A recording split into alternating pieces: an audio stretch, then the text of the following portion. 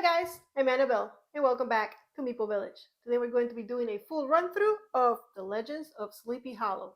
Halloween is around the corner, so I thought this would be an appropriate game to play for you all. So join me at the table and let's play The Legends of Sleepy Hollow. Alright guys, I have the game ready to go, but before I dive into it, this is a campaign game, which means that you're going to take 4 heroes, no matter what the player count, and you're going to take them through a campaign that is going to develop through multiple scenarios. So we're just going to be playing scenario 1 today, which should be the easiest, but I don't know. This game it can be hard.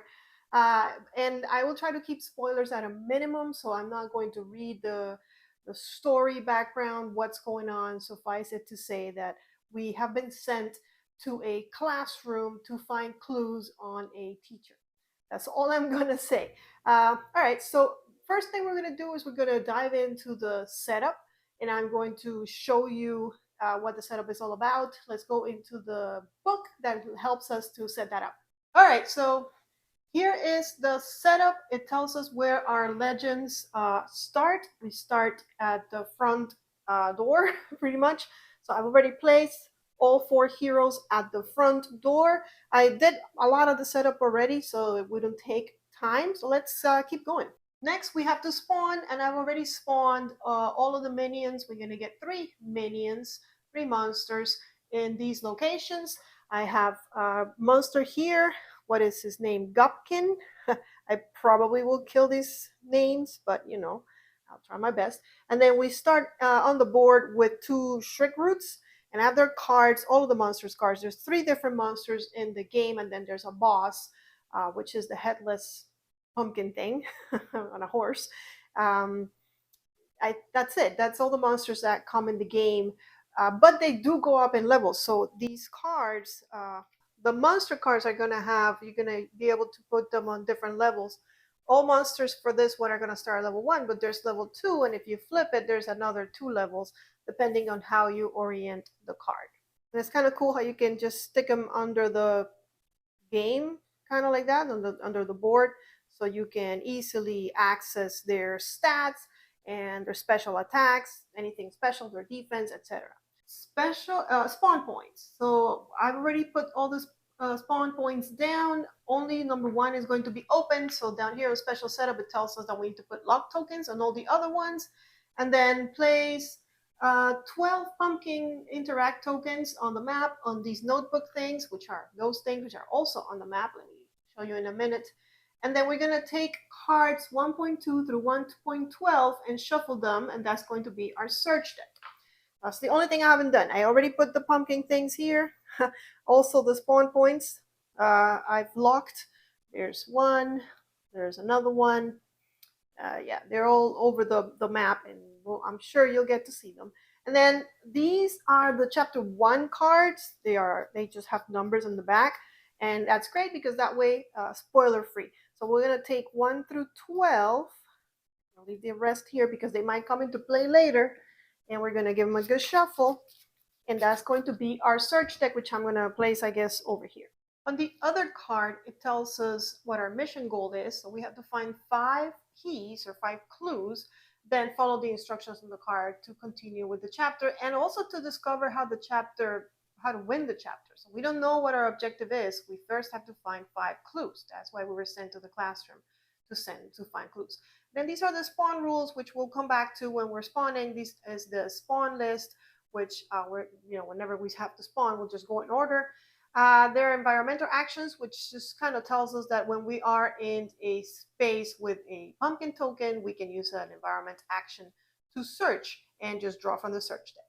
If there's ever an issue with who the monsters are attacking, because in this game, this is a co-op game, so the monsters act on their own, this is the priority list, so they want to attack the guy with the shovel first.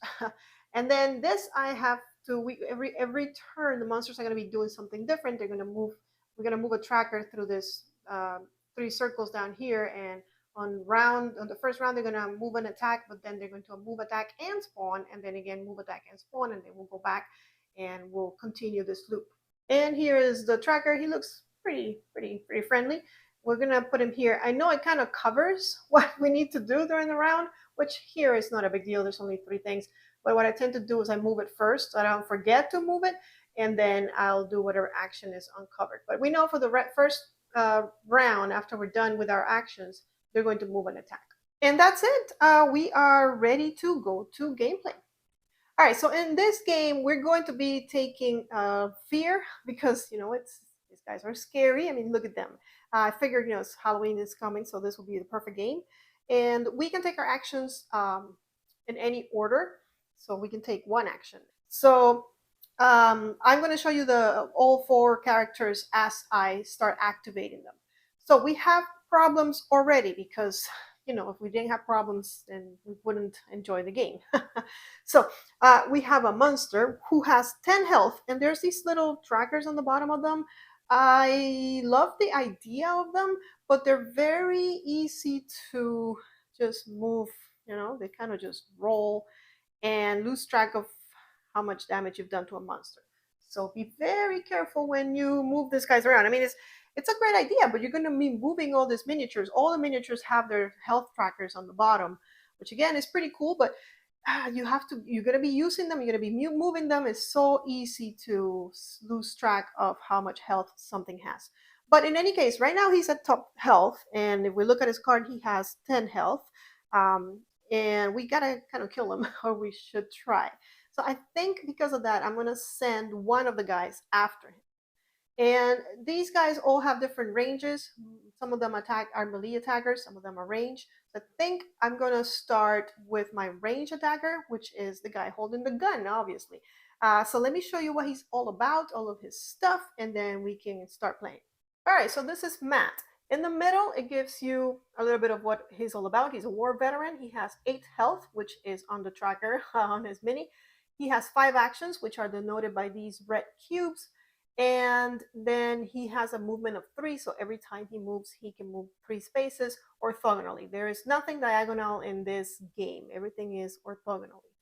All right, so he has a defense of +1, so, a little bit of defense. And then this is a damage bonus when he does any damage using his skills. He can add +1 die, +1 damage, and he attacks at range 1. That's why I'm sending him first, because he has a little bit of range. Not much, but the monsters can probably still get us. You'll notice there's spaces here for other stuff that we can collect: items, relics, accessories, and our ultimate ability, which I do not think we're going to get until later during the campaign. And then up here, these are his 3 basic actions, and all the characters have different actions, except for the environment. The environment is the same for everybody, but they all do something different. So this guy, he has usually the one in the middle is their attack. So he has hip shot for 1 damage. Great, not great, but remember, he does get the bonus of +1 die plus another damage. So really, hip shot is doing 2 damage plus whatever you roll on the die. And then if your attack priority is high, you may gain 1 fear, that's the yellow symbol, for another 3 damage. And if it is low, you may gain 1 fear for +1 target in range, so you can hit 2 things. Now, there is a token for his attack priority, and the game really doesn't say if it should start on high or on low.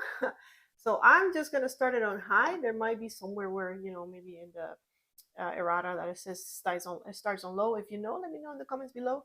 But he does have an ability to change tactics. Switch your attack priority between high or low, which is that thing, and then you may swap 1 unused skill, and then you may gain 1 fear to take another action. So that's taking extra actions is really good. Of course, fear is not good, but taking extra actions is.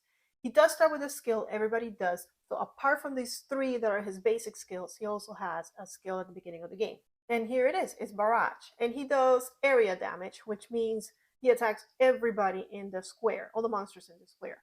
And again, it talks about the priority being high or low. We'll come back to this one once we're going to use it. Right now, it's not worth using it because there's only 1 monster in the square, so we're not going to worry about this.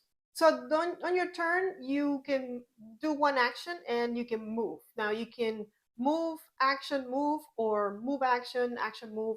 So what I'm trying to say is you can interrupt your movement, do an action and continue moving, or you can move all all of your movements, however you want to do it. Movement is not an action, you just get to move during your turn. So for our first action, we're going to hip shot this guy, which is one of our basic abilities. And we can do that as many times as we want, really. He gets to move 3, so we do have to move him because there's a wall here, so we can't see him. So carefully, I'm going to move 1, 2, and I have to stand in front of him because he is a range 1. And yes, he can do it as many times as he wants, but honestly, in reality, we have to, everybody takes one action and then the monsters go. So it's not like I can take 5 actions and then I can take 20 actions with all my heroes and then the monsters go. So it's one action each, and it's really hard to keep track of who's gone and who's not gone, but I kind of figure out a way. I just tap their skill card, and that tells me I've already activated Mr. Matt. Anyways, he's going to attack. So he's doing 1 single damage to a 10 HP monster, plus another damage for his bonus, plus a die, which can only roll from 1 to 3. So we're not going to kill him, but we're definitely going to try. And we get another extra 2 damage from the die. So 2 plus the one we had, and the other one we had is 4 damage. So we grab Mr. Gupkin, and he's going from 10 all the way to 6 because we inflicted 4 damage. Okay, so someone else has to come and, help. Also, by the way, he could have, if my attack priority is high, I may gain 1 fear to do 3 more damage. And you know what? That's not a bad idea. I don't like getting fear, but I do like killing monsters, and that will put him at 3, which will make it a lot easier for someone else to come and finish him. I think I will. So I have my fear over here. When you take a fear, you put it in your preparation area, and you can actually use fear to do an action. Problem is that you cannot refresh or take back all of your action tokens until you've used everything in your preparation area. So it's giving you an action, which you would think, oh, great, I have another action. But it also means you won't get to use your powerful attacks, because once there's a token here on this barrage, you cannot use it again until you refresh your barrage and it becomes available again. And again, you'll understand that better as we play. But he will do another 3, so let's get this down to 3 HP because he's our hardest hitter. By the way, if we look here, he has no defense. There are guys that have defense, like this guy, the little guy, has defense of 1. I forget, so hopefully I'll remember to look here. But the Gopkin has no defense. All right, so Matt is now finally done.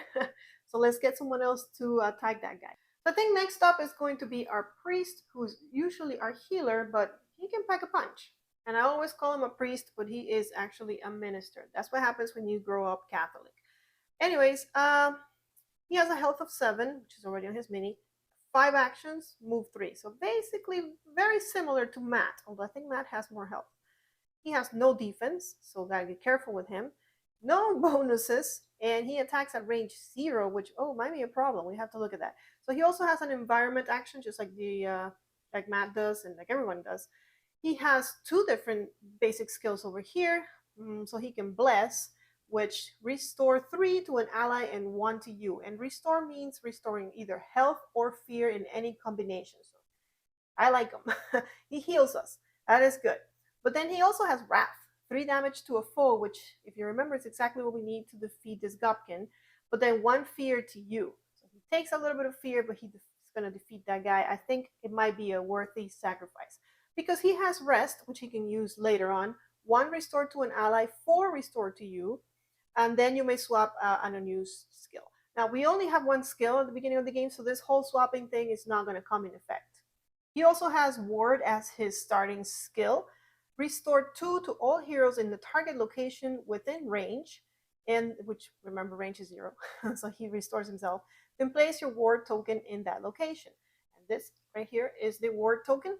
All heroes in the location with the ward token gain +1 defense and +2 damage. At the start of your turn, you may gain 2 more fear to keep the ward, or if you don't want to take the fear, then you remove the ward token.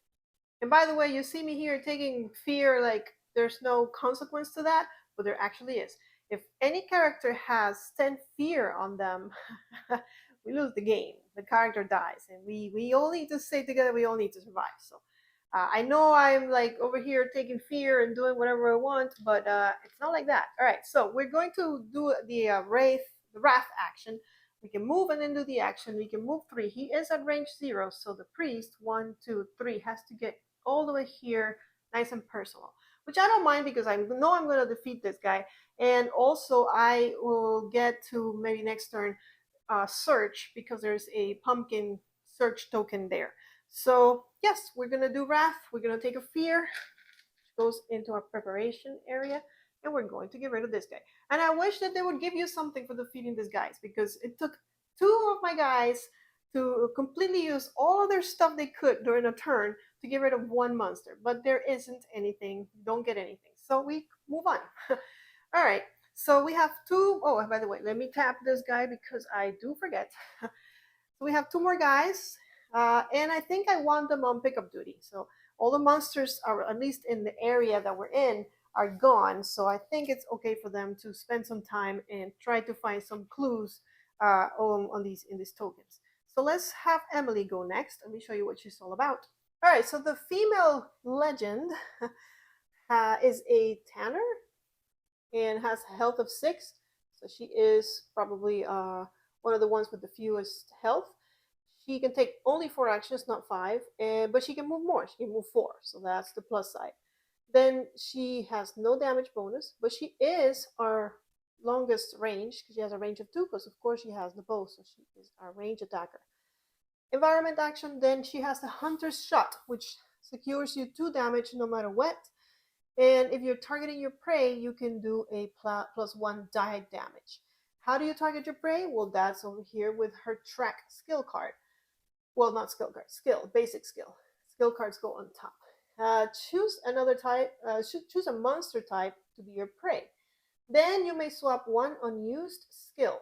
You may gain 1 fear to take another action. So I know that there's only 1 type of monsters out on the board, so I could do that and pick the prey, but I kind of want them to go on the environment and just search those for those clues.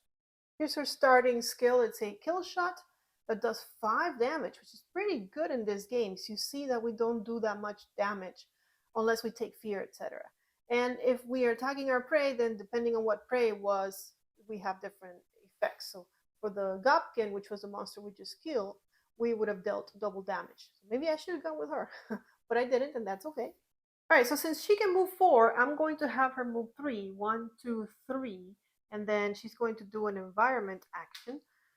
And she's going to pick up our first card, which is 9, not that it matters. And we find poetry. So poetry is a clue item. You can see because it has a little key on the top. And I don't want to spoil it, so I'm not going to read it out loud. It just tells you a little bit of, gives you a little bit of flavor text on where the story is going. What is important is what is down here.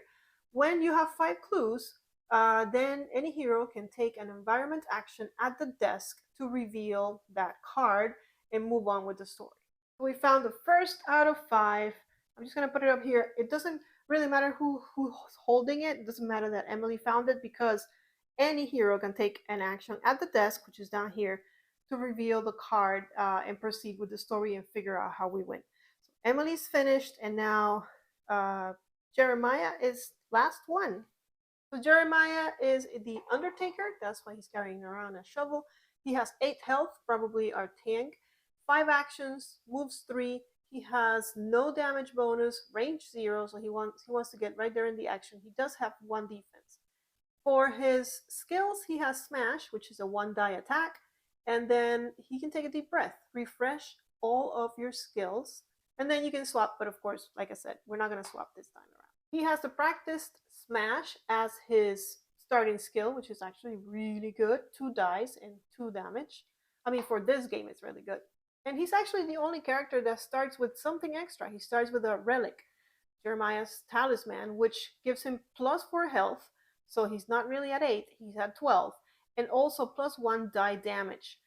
So he is really, he is our tank. He definitely is. He's going to move here 1, 2. He has 3 movements, so he's going to move 2.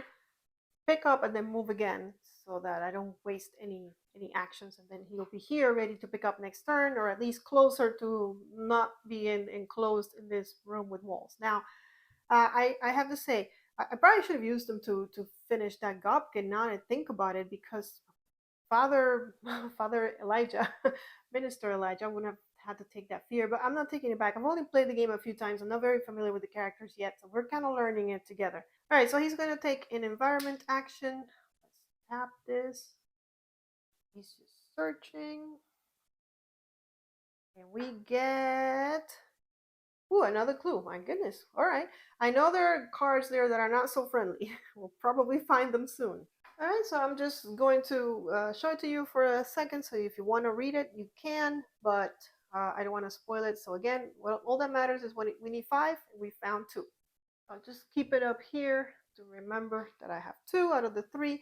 Now everybody has gone, so the monsters are going to go. And all we do is we move the little tracker and we uncover that they're going to move and attack. So down here we have their stats.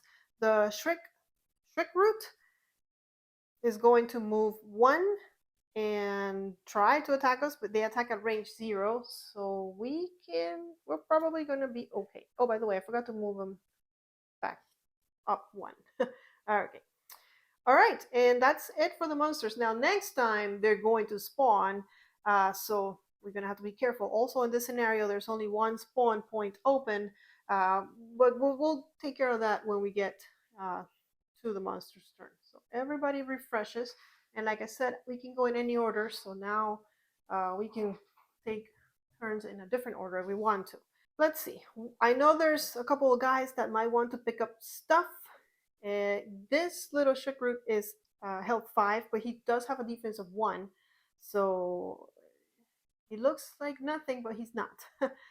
So I think the priest is going to just do an environment action because he's stuck in that little corner. I don't think he'll get anywhere. So he's going to use his fear, because again, you can use fear to take basic actions. So he's going to pick this up, and we reveal scattered tests. I don't think this is good. So again, I don't want to spoil the story for you, so go ahead and read it on your own. But what we're going to do is we're going to unlock the spawn point number 3, which might be a problem later on. So all we do is we remove the lock token, and now it is open. So we can get monsters from out of that spawn point. So that was a great search, wasn't it? Thank you, Elijah, for your services. Now he can move, and he moves 3, right? Yes. So let's get him out of that corner. 1, 2, 3. Of course, this is dangerous because these guys are going to move 1 and attack. But hopefully they can kill him. I know that Emily can do. Oops, I got this card upside down. Emily can do 2 damage, but she can also do 5 damage and straight out kill this guy. And one less thing to worry about. She has the least amount of actions, so she refreshes faster. That might be an okay way to go. There is another guy down here, though. But I think we're going to try that. So we're going to move 1, 2, 3, 4, and we're going to put our action token here on this red circle, indicating that we're using the kill shot. 5. Ooh, actually, 5 damage doesn't kill him because he has one. He has 1 defense, so it just brings them down to 1. But I think someone else can handle the 1, right? And then Emily has gone. So who wants to handle the 1? Well, I think this guy, 1, 2, 3. Actually, he could move and shoot, and his hip shot does 1 damage. Yeah, because I want Jeremiah to pick up this token. So let's have Matt move 1, 2, 3 with Emily and do a hip shot. We'll do it with our fear, because might as well. And it's 1 damage plus 1 damage is 2 damage plus a die. But 2 damage will get him because he has 1 defense, so 1 damage will go through. I don't need to roll. There's really nothing. I could get a blank when I roll, or I could get a 3. There's nothing else that can happen. So we'll just get rid of him. And so far, so good. So he has finished. So he's going to take an environment action. Elijah already went. And he's going to pick this up. And what do we get? Another clue, the angry letter. All right, we're not doing that bad. We've gotten 3 clues and 1 bad card. So the ratio is pretty good. I know there's more clues than there are bad things in the deck, so this is not very surprising. But there you go, third one. You want to read it? Go ahead and read it, and let's move on. So everybody's gone? Yes. So we're going to move our tracker, and then now they're going to move, attack, and then spawn. So first move, this guy moves 1, but now it's time for attacks, and he is range 0, so he cannot get to us. But then we spawn, and now we're gonna go ahead and read how we spawn, because in this scenario, spawning happens a little bit different. So we're going to roll the standard d6 for each monster group in the list, in the set, to determine spawn point. If you roll a 6, the monster group does not spawn. If the spawn point is currently locked, spawn at the lowest numbered unlocked spawn point. For example, if you roll a 4 and 4 is locked, then you spawn at 1. However, if spawn point 1 is also locked, you spawn at 2. But spawn point 1 wouldn't be locked because in this game we cannot lock it. So we are going to have 3 of those little guys show up somewhere unless we roll a 6. What are the chances of that? Well, 1 in 6. Here we go. And we got a 1. So we are getting 3 of those little guys on spawn point 1. So pumplings have move of 2, health of 2, range 0. They attack and they have special. Only 1 pumpling in each location attacks each round, and their attack is kind of based on how many of them they are. And they all spawn right here next to us. Oh, amazing. I don't know if we should go on cleanup duty before we continue exploring, or if we ignore them. But I know if they multiply, we're going to have issues. Although there's no way for them to multiply until we are spawning. So we still, next time we're going to spawn this one, and then they're going to have 3 more. But I always like to be on cleanup duty. But that's it. That's all the monsters are going to do. They already moved. They already attacked, which there was no attack this turn, and they spawned. So we're back. All right. So I do think I want to clean up a bit. We do still need to find 2 clues, and they could be anywhere. They could be down here. So since they don't have defense, they just have health 2, we can have Emily shoot one of them, so at least there's less, and then move. So let's have Emily do her hunter shot for 2 damage. I don't even need to target my prey. I'm just going to get rid of one of them, that easy. And then I'm going to move 3. 4 actually. 1, 2, 3, 4. So we'll come over here, and next time maybe we can search. That's 1 down, and then she's done. Okay, so I think same thing for our hip shot for Matt, because Matt has 1 damage here and 1 damage bonus. So I think you can get another one just from either from there, because he has range 1. Emily was range 2. So yes, we're gonna take another. This guy's been just shooting down things. We're gonna take another one to just get rid of 1 more. I think I can live with 1, and then he moves 3. Maybe Mr. Shovel can finish the last one. Elijah is going to move 1, 2, and take an environment action. I don't want to put him too close to this guy, but because this is 1 big space, so if I move here, this guy's going to come attack me. So I don't want to do that. I also don't know if I want to. You know what? We're going to do it. We're going to go 1, 2, 3. I talk a lot, but then I was just thinking. I don't know if I want to split them because there's tokens over here. If we get lucky and we find the item in one of these 3, then we can go to the desk and we don't worry about searching here. This spawn point is also open, which if I don't have to go over there, you know what? I don't have to. All right, but that's Matt. He really moved in the. Is there anything he can do? Oh, he did shot. He shot someone, so that's fine. And then we're gonna have Jeremiah try and shoot. Well, not shoot. He has to get right in there with them because he is range 0. But he will smash with 1 die. But he also gets 1 die, so 2 die damage. So I'm gonna move 1, 2, 3, and he needs to roll 2. He needs to get 2 pumpkins. Let's see. Wow, he rolled 5 pumpkins. Okay, it's a little bit of an overkill, but we'll take it. So we did clear out all the monsters, which again, I'm all into monster duty. Let's clean them all up. And then Elijah's gonna take an environment action. He's gonna move 2, 1, 2. He's gonna pick this up, and he's gonna move 1 more, which I'm just gonna do it now because last time I forgot. And what do we get? We have an old chair. So it's a sturdy old chair that sits nearby. It would make a decent improvised weapon in a pinch. This thing does an attack of 10, but at range 0. You gotta get over there and smack him with the chair in the head. And you notice that this one has those that yellow line and a red line around it. That's because for this particular item, you can use a fear or a regular action to activate it. Once you use items, you discard them, and you can only hold one item at a time. So you can have as many as you want in your inventory, but you can only have one active. So Elijah is just going to drag that chair around until he finds a target that needs 10 damage. Maybe one of those cupcakes. All right, so not a clue. We still need 2 more. But at least we found a chair. Now he can sit down. I mean, sure, go ahead, Joe. Anyways, done. So we're going to whoops, and then now we're going to move, attack, and spawn. So I guess I'm glad that I got rid of those 3 little things because more are coming. Well, this little guy is going to move. That's the first thing that happens. All the monsters move. And the closest, he'll always go to the closest, and the closest is Jeremiah, which is only 1, 2, 3 spaces away. And also he can see him. So he's going to move 1 to the big space in the middle, which I know is hard to tell because for whatever reason they did it on this, this tile that is comprised of all tiles. But we'll go with it. It is one big space. So they already moved. Now they try to attack, but of course he's at range 0 monster, so there's no one there, so he skips that. And then we're going to spawn, so we're going to roll the d6 and see where we get our monsters, and we would be getting, what is it, one of these guys that we killed before. And it is at 3, which is actually open. Spawn point 3 is right over here. Set him up at 5 health and put you down.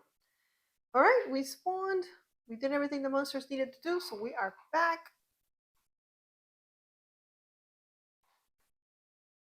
Okay, so I have to come all the way down here to get more clues. There's one over there. Then I gotta move it. I think we're gonna have the Undertaker try and attack this monster and see how much damage he can do. Let's see. So he's going to do he could do the big attack. I don't know if I want to save that. He's almost about to refresh. So you know what? He only has 2 left. We are going to do that. He's going to move 3. So 1, 2, and he's going to do 2 dice plus 2 damage. No bonus here, but here's 1 die damage. And we do add the bonus, the relic bonus, to our skill. Not to items, so no skills can be added. No additional bonuses are added to items. Items just do whatever they do. So this is going to be just straight 10 straight damage, which is not bad in this game. So we gain 2 dice, 3 dice plus 2. Let's see if we can kill him. So he has a defense of 1, so we need to roll 4 pumpkins. We have 2 damage. We need to get 4 pumpkins to get to 6 because with his 1 damage, it will be 5. And yeah, we got 4 pumpkins, exactly what we needed. Okay. Actually, this game has been a lot easier than other games I've played where the monsters just pop everywhere and I can't really seem to get rid of them. But hey, good luck. All right. So we've moved. We were here. So we moved. Oh, we were here. So we moved 1, 2. So we have 1 more movement. We're going to stand here, ready to pick up that clue. I know this guy's going to come towards me, but that's okay. I am also close to the desk in case we do find the clues. There's 3 other guys that need to go. I already tapped them, so that's good. So let's just pick up with Emily, see what we get, and then move her. So she's going to take an environment action, and she is now out of action. So beginning of her next turn, before she takes a turn, she'll grab everything back, and she'll be able to use her kill shot once again, which is great because I see a monster. Anyway, so she'll pick this up, and what do we get? Another clue. Okay. So this time it's a bookmark, and again, you can read it, but what matters is that we are now 4 out of 5. Keep it up here, and then she can move 4. So why not? This is one big room. It's really, I wish they would have made it so that it's easier to see it, but see if I put them together, you can see. There's one big room, so she still moves for 1. This is one big room. 2, or she can go 1, 2, closer to the desk. Since she can move, has the more movement than everybody else, I'm going to put her in the furthest one. in case we need to come over here and search. So that was Emily. Okay, so Jeremiah, Elijah, 1, 2, 3 cannot. He could get to this one, so maybe I should keep Emily over here because Elijah can get to this one, and then he will be able to get to 1, 2, 3. Oh, to this one, really? Okay, well, that's fine. So let's have Elijah 1, 2, 3. Since he's not that great with like attacks and stuff, we'll have him search. You know, so there we go. No, that's not Elijah.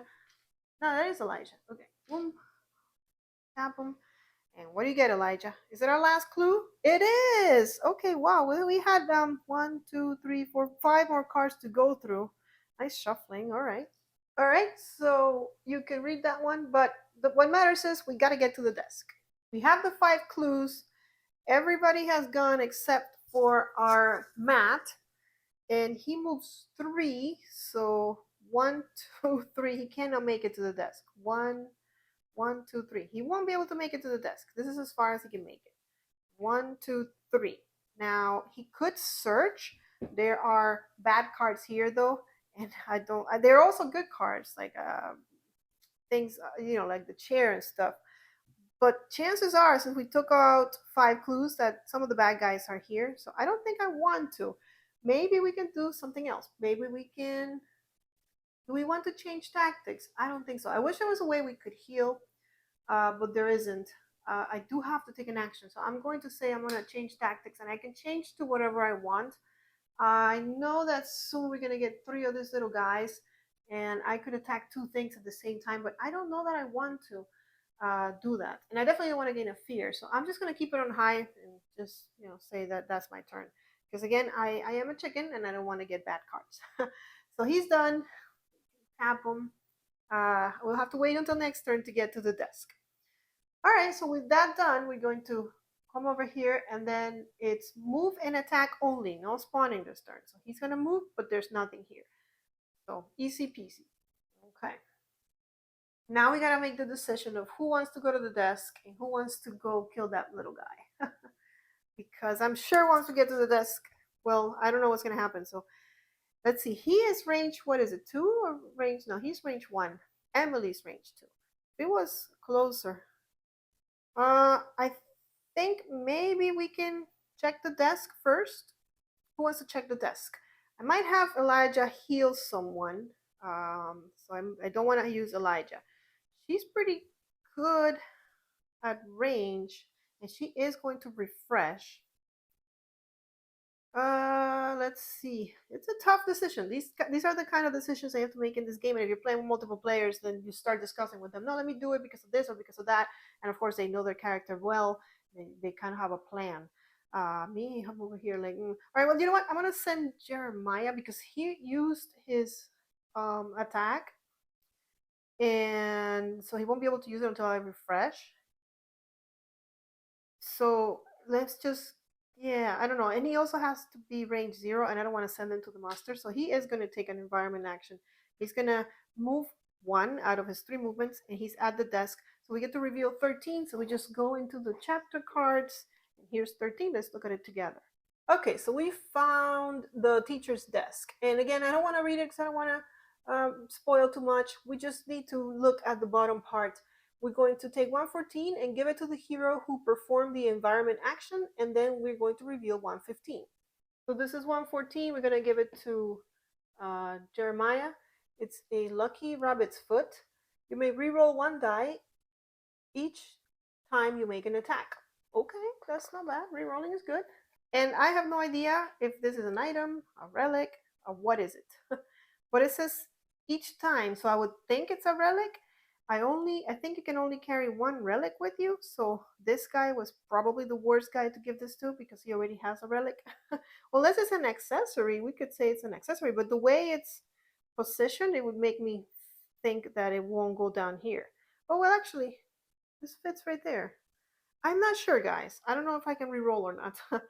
So I think it's a relic. I wish it would say, because this one says it. This one has relic on it, but the rabbit foot doesn't. So I don't know. I'm not sure. Maybe we'll just keep it as an accessory and I wish they would tell us, but they don't. All right, so let's move on and do 115. Here it is, 115. And okay, so again, lots of text, but what we need to care about is place the headless horseman on the center location in the schoolhouse. Ouch. 116 and place it face up next to the board. 116. That is this one. So we're going to reveal it. That card is the horseman stat card, and then we shuffle cards 17 to 23 and place them next to the board face down to make the attack deck. And then finally and most importantly, the legends win the chapter when they defeat the horseman. So the horseman has just 30 health. That's it. And he moves 2 every time, and then he has some special abilities which are going to be fun. All right, let's go. I'm just gonna put this here so that it is closer. Actually, let's put it here so you guys can see it. I don't think we need spawning rules anymore. So there we go. And then here's 117 to 123. So we just shuffle that one. And I'm going to do a swaparoo and put these here and these that I don't think we're gonna need anymore up there. Okay. So, and actually probably like this. All right. So that was all because Jeremiah went to the desk with one movement and an action. And we got to get the headless guy, so let's do it. He's here in the middle of the school with 30 health. Let's go. Well, Jeremiah cannot attack him because he already took an action. Where is Jeremiah? Let's tap him. He will be refreshing next turn, which is great timing, because then he'll be able to use his special super attack practice smash. He can move. Does he want to move? This guy's gonna move here. That guy can move too. You know what? I think I want to move, at least so that this guy, because he is the first one on priority, although monsters will always attack whoever's closest, and right now gun guy is the closest. So let's move him out. So 1, 2, 3. By the way, I should say, if you're ever in a space with a monster, which hasn't happened yet, well, we have been in a space with a monster where we've defeated the monster, but if we ever want to leave a space with a monster still alive, we have, they do it, it's called precision tactical tactical retrieve, tactical something. But what it is a Dutch. They attack us. We have to roll, and if they get skulls, they attack us according to how many monsters are in the space. So you really don't want to be in the same space with the monster. And this guy moves fast, moves 2, so we gotta run. But also a lot of our guys are melee. Well, 2 of our guys, 2 out of 4 are melee attackers. But anyways, let's start hitting him. I guess we can ignore little guy, although he's going to be a problem. But this guy is range 1, and guess where he's at range 1. So it just seems very appropriate, and then he can get out of the way. So let's go with him. He does have his area attack, but I think I should probably save that for when there's more than one monster in the area. So we're just going to go for our hip shot again, which causes 1 damage. Actually, no, yeah, I want to keep my priority high, so I don't need to do the change in tactics. So it's 1 damage, and if your attack priority is high, I can take a fear, which you bet I will, to do an extra 3. 1 damage plus another damage is 2 plus 1 die. So 2 plus whatever we roll. And we roll 2, so that's 4. He does not have any defense, so we just do 4 damage. I will take a fear to inflict another 3, which will put him at 7. I mean, we'll inflict 7 damage. Here's my fear, which is only going to not let me refresh, but I'm not worried about it because I haven't used my skill yet. So he goes from 30 to 23. And then I can move, so yeah, let's do it. 1, 2, 3. Yes, I am kind of a coward. I know he's coming towards us. So let him come, and then we'll go back to him. All right, and that was over here. Right? Yeah, Matt. Okay, so we got Emily, and we've got our priest. Wanted to heal someone. It is this guy who's hurt. But if I go heal, I'm not really doing anything to the monster. But Matt could use a little bit of healing. And let's see. He would have to move 1, 2, 3. He is a range 0 attacker, Elijah. So it doesn't really matter because he can't get to the monster. So might as well go on healing duty. So I'm going to move 1, 2, and then I'm going to take my action, which is going to be, is it rest? No, I need to take bless. 3 restore to an ally, 1 restore to you. So I will restore my fear, and I will restore 3 to an ally. I can also restore their health, but no one's been hurt yet, so I'm just removing fear. Now, when you remove fear, you first have to remove the fear that is already used, I believe, yes. And then you can remove the fear that's in the preparation. Of course, it doesn't matter because we don't, I mean, I could still have healed 1 more, and he just doesn't have any more. But we did that, and Elijah has gone. Yeah, it didn't matter because I couldn't attack him anyways. So now the only gal left is Emily. She is a range 2. Problem is she has to move 1, 2, and then she won't be able to get away. She has 0 defense. So is it worth sending her? I think it is. I mean, we gotta get this guy, right? I wish I would have saved my 5. Oh, actually, beginning of her turn, she refreshes. She is actually doing 5 damage. So yeah, let's go. And who has the chair, by the way? Oh, Elijah has a chair. Elijah has to go and kick this guy on the head with the chair. That's 10 damage. But let's see if these people can help out. So 1, 2, because I can't do diagonal, so I have to get all the way here. And then we'll do 5 damage. Now the kill shot has nothing for our big guy, so it's just 5 damage. But you know what? I like 5 damage. Okay, so he goes from 23 to 18. And then she's going to move 1 away, which is not great, but it's better than nothing. And then Emily has gone, so everybody has gone. So now move this, and we're going to move, attack, and spawn. And the first one that's going to move is going to be our boss. He moves 2, so he's going to move towards the closest hero, which is going to be Emily, and he's going to get there. 1 and 2, and you can, oh yeah, you can have as many figures in one spot as you want. Like there's no limit. I know that don't seem to fit, but that is the way. All right, so, and this guy's going to move 1, and now we're going to move to attacks. Boss attacks first, then the Gobkins, then the Shriek Root, and lastly the little pumpkin. Pumplings? Pumplings, yes. So the way he attacks, we come over here to this card. It says draw a card from the Horseman action deck and perform the action described. That's how he attacks. And he also does +2 damage against legends in the Horseman's location. So Emily's already taking 2 damage. She has 0 defense, so that's going to hurt. All right, and here's his attack card. He is going to shove us. The Horseman makes the following attack. Attack area 1 area, so it's an area, so it attacks everybody in that spot, which is only Emily, for 1 damage. Okay, that's not too bad, but remember he does get the +2 bonus, so Emily's taking 3 damage. And all legends in this location must move to an adjacent location. And this triggers rolling for tactical retreat. That is the name I was looking for, tactical retreat. Okay, so first 3 damage, which she cannot block at all because she has 0 defense. So she goes from 7 to 4. Why? From 6, actually. It had already moved to 3. That's why, I don't know why I left the one with the least amount of health in front of the monster, but I did it. All right, and on top of that, she has to move to an adjacent location, which I guess she will. And once she does, it triggers the tactical retreat, which means I look at how many monsters are in the space, which is 1, and I roll a die. And if I get pumpkins, that's how much damage I'm going to take. So there is a chance that I could die because there is a 3 here, and I only have 3 health left. So let's hope I don't roll that. All right, I rolled a 1. Not great, but it was better than a 3. And since I have no defense, I take 1 damage. So you know what Elijah's going to spend his turn doing. Not hitting the guy with the chair, because we cannot afford that right now.